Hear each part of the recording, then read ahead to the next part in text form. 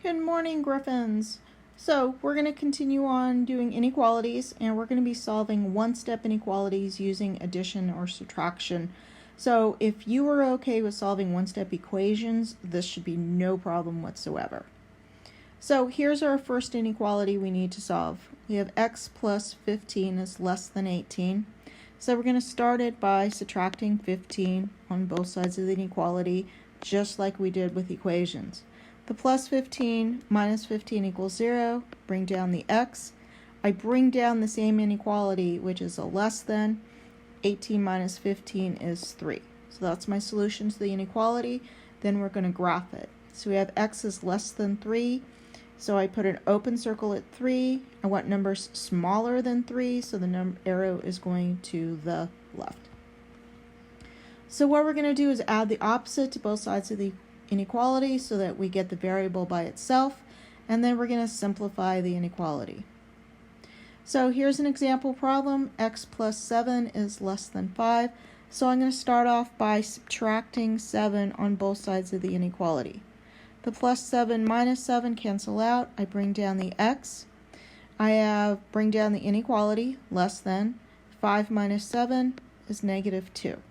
So at negative 2, I'm going to put an open circle. I want the values x is smaller than negative 2, so the arrow is going to the left.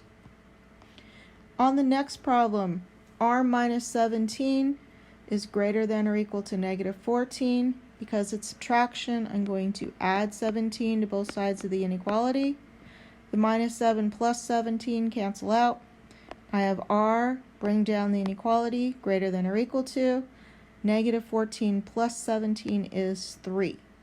So r is greater than or equal to 3. At 3, I put a closed circle because it has the or equal to.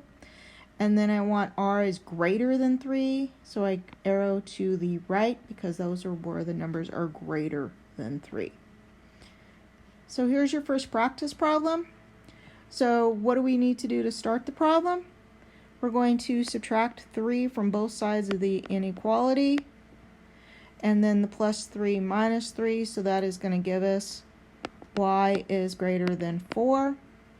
So at 4, I'm going to put an open circle, and I want the numbers greater than 4, so the arrow is going toward the right. On your second problem that you've got, 8 plus x is less than or equal to 5. I have 8 plus, so I'm going to subtract 8 from both sides of the inequality. 8 minus 8 cancel out. I bring down the x. I bring down the less than or equal to. 5 minus 8 is negative 3. So at negative 3, I'm putting a closed circle because the greater than or equal to. I want numbers smaller than, less than negative 3, so the arrow is going to the left. So that's it for our notes. Kind of quick for today. So you just have your homework. Your homework is going to be on quizzes, and then you are done for the weekend. So thank you so much. I appreciate all your hard work, and I will see you back here next week.